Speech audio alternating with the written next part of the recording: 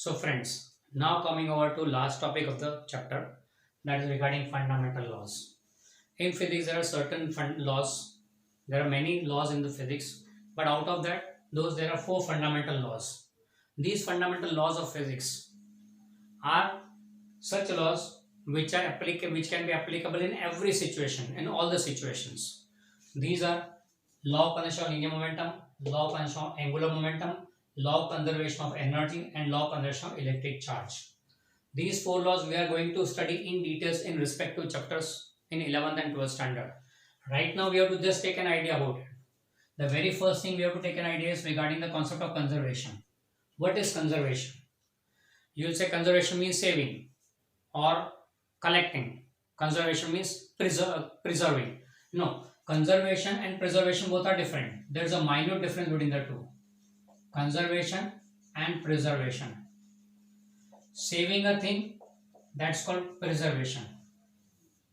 Okay, conservation preservation is somewhat similar. It's quite similar. There's a minute difference. Let's discuss that difference.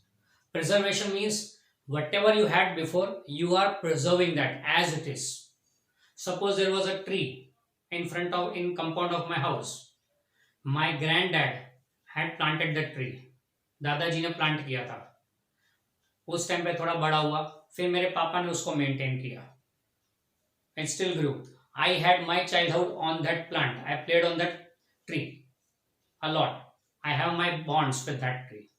Even my son will be playing with that tree. So that is, we are preserving the tree. Now it happens that municipality says that we need some space, so your compound will go a little bit inside and the tree will come on the road. So they will cut the tree. I'll say no, not at all. I want my tree as it is, because it is, my memories are connected to it.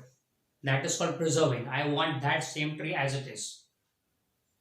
But municipal officer comes to my house, explains me a lot. See, there's a development going on in the city. We require wider roads. So we need to put your compound in, and we'll need to remove this tree as it will come in between the road. I say no, it is my ancestral tree. I cannot cut it. You take it on the outside of my compound, doesn't matter. I'll take my compound inside, but will not allow you to remove that tree. That is, I am still going on to preserve that tree. Then municipal officer explains me the situation and then tells me, if you want a tree, we can give you an intact tree as it is. One more tree. You can take the compound back. On that side increase, you'll get one tree inside your compound. In that case, I'll agree, saying that okay, one tree is there, na, it's fine. ये नहीं हो तो कोई बात नहीं, एक tree तो है ना. That's called conservation. The number remains the same. It was one tree in my house, now one tree in my house. Even though it is not the same tree. Keeping the same tree means preserving, and keeping the number fixed, that's called conserving. एक और example दूं, बहुत अच्छा लगेगा आपको. You people are in my 11th standard batch right now. You have entered 11th standard now. You are a batch of 15. Previously it was a batch of 15. Before you came there was another batch of 15. वो निकल गए 12th की तरफ, तुम्हारे 11th में.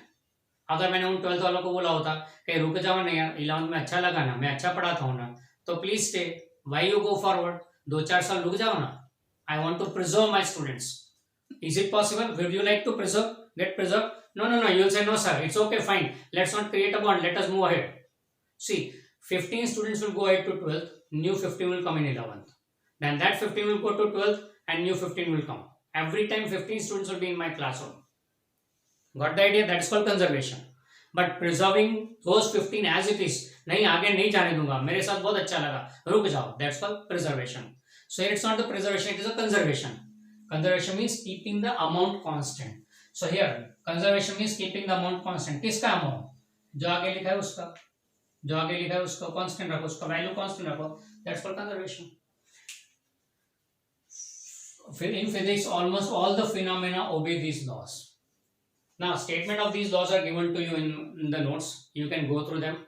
No doubt, you will not be able to understand much about the statements because we are going to study them in details in further standard. In this conservation linear momentum, will be studying in chapter number 5, 11th standard. Then angular momentum, chapter number 7, 11th standard. Then energy, conservation energy will be studying in chapter number 6, 11th standard. Conservation of electric charge, chapter number 1 and 3 in 12th standard. So these all laws will be studying in details here, what they are, how they came, what are their application, what are their uses, how we apply them to the different situation. That all will be studied in details in the respective chapters. Here we have to just mention them. The main idea was to get you the concept of conservation.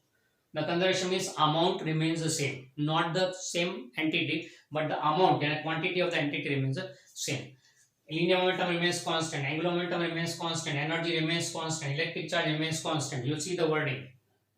Conditions apply. In each one, some conditions there. All the laws are with conditions.